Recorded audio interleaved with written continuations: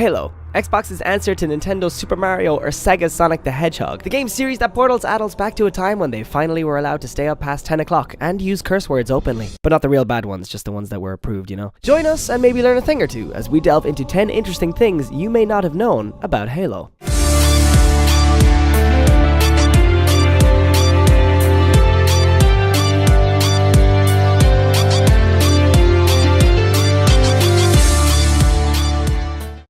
Halo was supposed to be a real-time strategy for the Macintosh. The RTS was spurred on by similar games of the genre at the time, with Warcraft and Command & Conquer probably being the big dogs to follow. But Microsoft were having a new console hit the shelves soon and were intrigued by the title, turning it into the first-person shooter we all know today. Though Halo Combat Evolved was indeed the first chronological game, it took place 27 years after the war between humans and aliens began, and our protagonist Master Chief was a true spring chicken then. How about 14 years old? Speaking of the man himself, Master Chief is, as you may well know, a Spartan. Their background was touched on in games, but did you know that Spartans aren't just orphans, they were kidnapped? Yeah, and on top of that, they underwent extensive physical and psychological training to become the ultimate killing machines. Only when that happened, were they then genetically and cybergenetically enhanced to become the Space Marines that don't even need gum to choose between chewing it or whooping ass. Halo wasn't supposed to be a trilogy. The plans at the start didn't carry that much scope. Hell, Halo 1 was supposed to have 25 levels instead of 10. Imagine how much of the story could have been told if that were the case, and in just the first installment. Halo 1 did not have a multiplayer feature until just a few weeks before release. On top of having to cut down 25 levels to just 10, the budget to support development on the multiplayer did not exist. Therefore, it was cut as well. It was only when an external team got on board to make the concept a reality that it did just that. Remember how we said that Master Chief was 14 when the war broke out? That would put him in his 40s when we actually began playing him in the original Halo series. How badass is that? If that was your mom or dad, you would have been the coolest kid on the playground. Okay, so think of the standard situation. My daddy's gonna beat your daddy, he knows karate. Oh yeah, my daddy was abducted as a child, molded into a remorseless murder bot, and then internally Iron Man. Send him over next week though, he's currently away at work, in space, fighting an entire army of elite alien soldiers.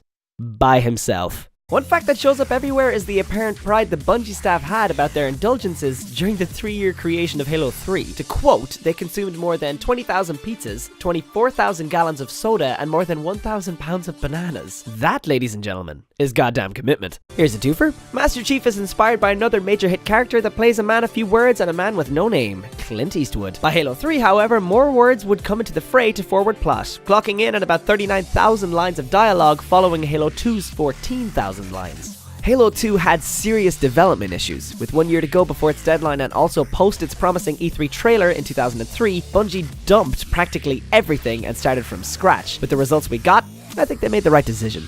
Halo 2's ending was never intended to be the cliffhanger that it was. As a kid, I thought it was a super cool dude way to end it, you know? But of course it didn't sit mega awesome with other fly cats. I have friends. Thanks to the previously mentioned development issues, programmers, designers, and artists weren't able to apply any of their concepts or creations to the game. Major trims and cuts were made, and so the final product was the ending we got. Many would say the greed of a money-printing game like Halo was of course going to milk another game out of it, but with everything Bungie had to deal with and in the time allowance they had, many of us are just happy with the game that we got. Bonus round! Oh yeah! Not counting the incredible introduction of the Flood in Halo 2 with its heart-pounding eeriness, or how every map and fight stood out, shout out to the Scarab Tank, for me the biggest steal of the show was Halo 2's soundtrack. I mean, listen to this!